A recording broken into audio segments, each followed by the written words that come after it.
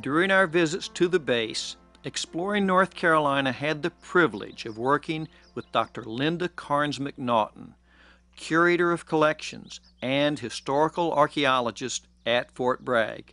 No one knows more about European settlement of the region than Linda. Fort Bragg began as Camp Bragg in 1918. Originally, the purchase was 130,000 acres that was purchased by the War Department, what the Department of Defense was called at that time. In 1997, it expanded an additional 30,000 acres to now encompass 160,000 acres of land. And the cultural resources contained within that landmass is what our office is responsible for.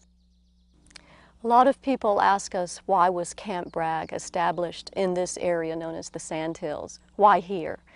And basically it had to do with the fact that there was a sparsely populated landscape. There were no large cities here. Most of the people who lived here lived in small communities or hamlet-size occupations.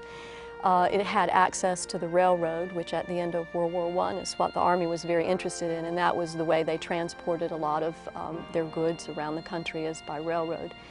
It also had a large enough river system, the Lower Little River, good flowing streams, as well as the Cape Fear Valley.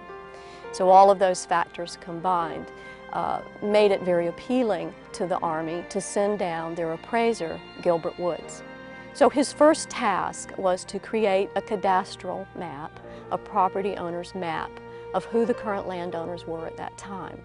Secondly, he applied an appraisal value to those, whether they were farm fields or they were pine forests or they had access to river system or fresh water or railroad and the buildings on them. So then that data was compiled and given back to the War Department for them to then begin that process of making offers on the land.